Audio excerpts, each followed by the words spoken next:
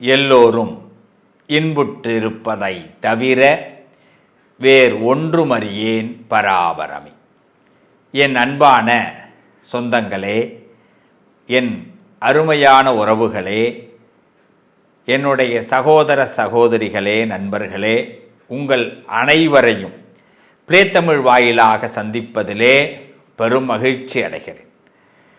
Play Tamil channel உங்களுடைய ஆன்மீக சந்தேகங்கள், உங்களுடைய வாழ்க்கையில் அடுத்து நீங்கள் எப்படி காலை எடுத்து வைக்கணும் அப்படின்னு உங்களுக்கு ஒரு வழிகாட்டியாக உள்ளது. இந்த வழிகாட்டி மூலமாக இந்த வழி காட்டுவார் என்று நம்பிக்கையில் நீங்கள் நினைக்கும் இந்த சிவஸ்ரீயும் கலந்திருக்கிறேன். என் உறவுகளே, இன்னைக்கு நம்ம வாழ்க்கையில் ஒரு தன்னம்பிக்கை குறைவாக இருக்கிறது. எல்லாருடைய வாழ்க்கையிலுமே இன்னைக்கு நமக்கு என்ன ஆகுது? ஒரு தன்னம்பிக்கை குறைவாக இருக்கிறது. நம்மால முடியாதது எதுவுமே கிடையாது என் உறவுகளை. இதை முதல்ல தெளிவாக தெரிஞ்சுக்கணும். நம்மால முடியாதது எதுவுமே கிடையாது. ஒரு வீட்டில் செடி வளர்க்குறோம், நம்பிக்கையோடு வளர்க்குறோம், செடி வைக்கிறோம், பாதுகாக்கிறோம். வேர் எந்த அளவுக்கு விரியுதோ அந்த அளவில் அதை தண்ணி ஊற்றுறோம், பலன் கிடைக்கிறோம்.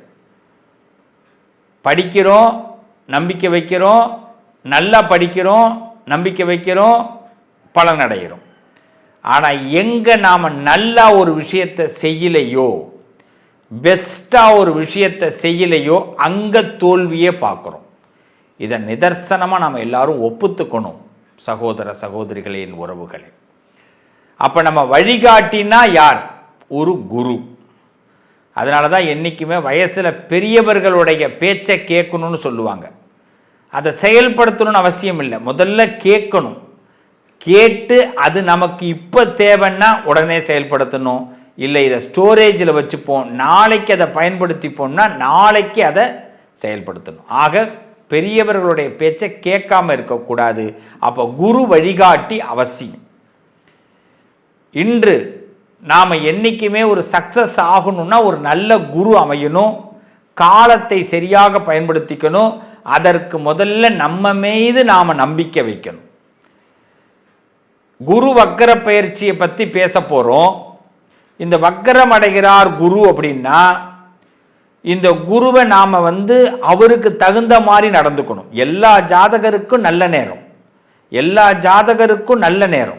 ஆனால் ஜாதகர்கள் அந்த நேரத்தை சரியாக பயன்படுத்திக்கணும். ஜோதிடம் சொல்கிறபடி. சில பேர் என்கிட்ட ஜாதகம் பார்க்க வருவாங்க. சொல்லும்போது இந்த தொழில் ஆரம்பிக்கலாமான்னு கேட்பாங்க. நான் சொல்லுவேன், கண்டிப்பாக ஆரம்பிக்கலாம். நான் என்றைக்குமே நெகட்டிவாக சொல்ல மாட்டேன். அதை முதல்ல தெரிஞ்சுங்க. ஏன்னா ஒரு விஷயம் உங்களுக்கு நடக்கணும்னு விதி இருந்தால் தான் அது உங்கள் வாயிலிருந்தே வரும்.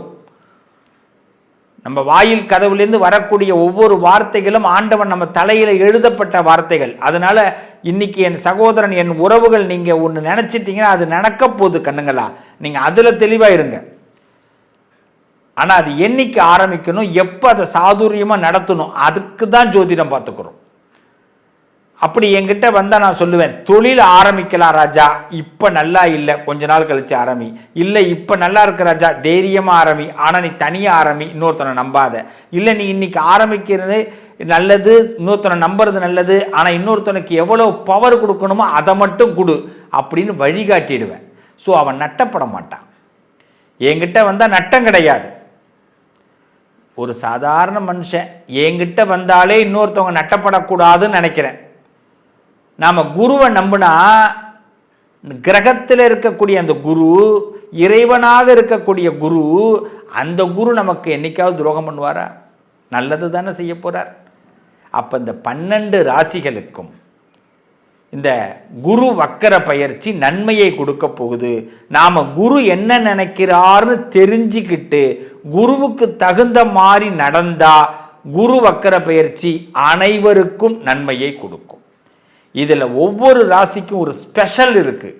அதன் அடிப்படையில் உள்ள போனால் இந்த காலகட்டத்தை, இந்த கார்த்திகை மாதத்திலிருந்து ஏற்படக்கூடிய நல்ல சூழ்நிலைகள், கார்த்திகையிலிருந்து ஏற்படக்கூடிய நல்ல சூழ்நிலைகள் இந்த நவம்பருடைய பிற்பகுதியில் ஏற்படக்கூடிய நல்ல சூழ்நிலைகள் நமக்கு கண்டிப்பாக இந்த மார்ச் மாதத்துக்குள்ளே நம்ம கனவுகளை நிறைவேற்றும்.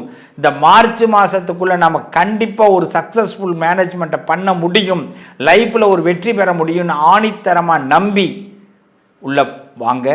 கண்டிப்பாக ஒவ்வொரு ராசிக்கும் ஒரு உண்மையை நான் சொல்கிறேன்.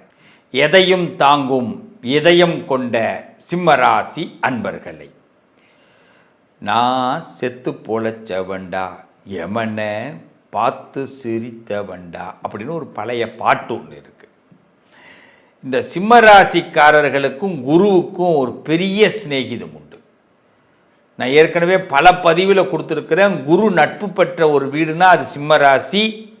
அதுவும் யாருமே அந்த இடத்துல பலம் இல்லாத இடம் சிம்மராசி. ஒன்லி சூரியன், சூரியனோடு பலம் கொண்ட ஒரு ராசினா அது குரு தான். அப்படிப்பட்ட அந்த சிம்மத்திற்கு குரு வக்கர பெயர்ச்சி எப்படி இருக்கும்? இந்த நேரத்தை தான் நீங்கள் மிஸ்யூஸ் பண்ணக்கூடாது. எக்காரணம் கொண்டும் இந்த நேரத்தில் கெட்டவர்களோடு நீங்கள் துணை போகக்கூடாது. சிம்மராசிக்காரர்களுக்கு இந்த நேரம் கெட்டவர்கள் வலைவிரிப்பார்கள். ஏதாவது குறுக்கு வழியில் உங்களை வேற யாராவது கனெக்ட் பண்ணி தப்பான விஷயத்தையோ சீக்கிரமாக முன்னேறத்துக்கு ஒரு வழியையோ உங்களுக்கு தப்பான ரூட்டை போட்டு கொடுப்பாங்க. அதை ஏற்றுக்கொள்ளாதீர்கள் சிம்மராசிக்காரர்களே. நல்ல வழியை முயற்சி பண்ணுங்க. உங்களை நிறைய பேர் பார்க்க ஆரம்பிச்சிருவாங்க. இப்போ உலகமே உங்களை ஒத்து பார்க்கும், உங்கள் உறவுகள் ஒத்து பார்க்கும். பக்கத்தில் இருக்கிற மனிதர்கள் ஒன்றும் இல்லை. ஒரு தெருவில் சிம்மராசிக்காரர் இருக்காருன்னா அந்த தெருவில் மற்றவங்கள பார்க்குறத விட சிம்மராசிக்காரவங்க மேலே ஒரு பார்வை கண்டிப்பாக அதீதமாக விழும். அதுதான் சிம்மராசியோட பலம்.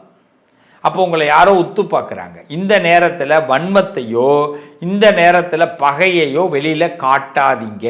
அதை விட என்னென்னா யாராவது மற்றவங்களை பற்றி உங்கள்கிட்ட புகார் சொல்லுவாங்க, மற்றவங்களை பற்றி உங்கள் வாயால் தப்பாக பேச வைப்பாங்க. இதுக்கெல்லாம் நீங்கள் இடம் கொடுக்காதீங்க. குறுக்கு வழியில் முயற்சி பண்ணாதீங்க.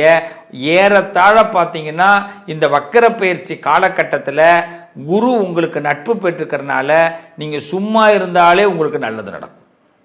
நீங்கள் சும்மா இருந்தாலே உங்களுக்கு நல்லது நடக்கும். கடவுள் உங்களுக்கு அபிப்பிராயத்தை சந்தோஷத்தை கொடுப்பார். நீங்கள் நினைக்கிறதெல்லாம் நடத்தி கொடுப்பார். ஏன்னா சிவனுடைய பிள்ளைங்க. இது நான் பல பதிவில் கொடுத்துருக்குறேன். நீங்கள் சிவனுடைய பிள்ளைங்க. நீங்கள் குறுக்கு வழியை யோசிக்கக்கூடாது. இப்போ என்ன பண்ணுவாங்கன்னா யாராவது ஒருத்தவங்க இப்போ ஷேர் மார்க்கெட்டில் பணத்தை போடு, நீ இதில் இடத்த வாங்கு, நீ இந்த கட்சியில் சேரு, நீ இந்த இடத்துக்கு போ, நீ இவரை போய் பார்த்து இந்த எதுக்கு? உங்களுக்கு ஒரு திறமை இருக்குது. இன்னிய வரைக்கும் சிம்ம ராசிக்கு வெற்றி எப்படி தெரியுமா கிடைக்கும்? சிம்மத்துக்குன்னு ஒரு திறமை இருக்கும். எவனுமே முயற்சி பண்ணாததை சிம்மம் முயற்சி பண்ணும். எவனுமே பயப்படுறத சிம்மராசிக்காரவங்க தைரியமாக திராணியோடு இறங்கி செய்வாங்க. சிம்மராசிக்காரவங்களுக்கு எப்பயுமே அந்த பலம் உண்டு. அப்போ இந்த சிம்மராசியை வீழ்த்த முடியாது. உங்களை யாராவது வீழ்த்துவாங்கன்னு உங்களை பயமுறுத்திட போகிறாங்க. அது மாதிரி தயவு செய்து சிம்மராசிக்காரவங்க சிவனுடைய துணை இருக்கிறதுனால உங்களுக்கு இந்த பிளாக் மேஜிக்கெலாம் வேலை செய்யாது. யாராவது கண்டபடி ஏதாவது சொல்லி உங்கள் மனசை குழப்பிடவும் கூடாது. உங்கள் மேலே நீங்கள் கான்ஃபிடென்ட் லெவலை அதிகப்படுத்தணும். கெட்ட வழிக்கு போகக்கூடாது. அடுத்தது உடல் நலத்தில் ரொம்ப ரொம்ப ரொம்ப ரொம்ப ரொம்ப ரொம்ப ரொம்ப ரொம்ப எத்தனை ரொம்ப வேணாலும் சொல்லலாம், கவனமாக இருங்க. தண்ணி நிறையா குடிங்க. என் உறவுகளே, நான் உங்களோடு ஒரு ஆளாக நான் பேசுகிறேன். உங்களோடு நான் இருக்கிறேன். நான் பேசுகிற வார்த்தை கவனி. தண்ணி நிறையா குடிங்க, உடம்பை பார்த்துக்குங்க. நீர் சத்து வேணும். இந்த காலகட்டத்தில் நீர் சத்து உடல் உபாதைகளை ஏற்படுத்தும். ஆல்ரெடி குரு உங்களுக்கு நல்லா தான் இருக்கார். அவர் வக்கரத்துக்கு அடைகிறதுனால உங்களுக்கு ஒரு பிரயோஜனம் ஒரு கஷ்டமும் வராது. ஏன்னா உங்கள் ராசியில் இந்த குரு பகவான் பார்த்தீங்கன்னா இப்போ 11வது வீட்டில் இருக்கார். 11th பிளேஸ் நல்லா தான் இருக்கார். அவர் வக்கரம் அடைகிறார் அப்படின்னா நீங்கள் உங்களை நம்பிக்கையை குறைச்சிடக்கூடாதுன்னு அர்த்தம். கால் கடுக்க நிற்கிறோம் சுவாமி, அங்கேருந்து ஒருத்த சொல்லுவான், என்னென்ன நீங்கள் கால் கடுக்க நிற்கிறீங்கன்னுவான். அப்போ தான் நமக்கு கோபம் வரும். ஏன் நிற்கக்கூடாதுன்னு. என்னென்ன அவர் உங்களை நிப்பாட்டி வச்சுருக்காருன்னு. ஆமாம் இல்லை, எவனோ ஒருத்தன் எப்படி நம்மளை நிப்பாட்டுறது? அருகதையே இல்லாதவன், தகுதி இல்லாதவன் நமக்கு பிபி ஏற்றி விட்ருவான், அவன் போடுவான். இப்போ நம்ம பேசுவோம், நாம் பேசுறது தந்தி பேப்பரில் வந்துடும், போகிறோம் போச்சு பேசுறது புரியுதா? இப்போ பாயிண்ட்டு. இப்போ சிம்மராசி என்ன பண்ணணும்? இல்லை இதோ வந்துட்டுடா இடம், அவன்கிட்ட பேசணும். ஒன்று அவன்கிட்ட பேசாமல் இருக்கணும், இல்லைன்னா கால் கடுக்க நிற்க போகிறேன், சுவாமி தோ வந்துடுது சுவாமி, இவ்வளோ நாள் நின்ன தோ அடுத்த ஆள் நான் தான், அப்படி மனப்பக்குவம் வந்துடணும். ஸோ மனப்பக்குவத்தை ஏற்படுத்தி கொள்ளுங்கள் சிம்மராசிக்காரர்களே. இது மனப்பந்தல் ஏற்படுத்தக்கூடிய நேரம், மனசில் ஒரு சந்தோஷத்தை ஏற்படுத்தக்கூடிய நேரம்.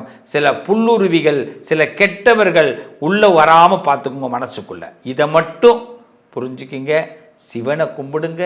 சிவபெருமான் குருவாக இருந்து உங்களுக்கு நல்லது செய்வார், நல்லது நடக்கும்.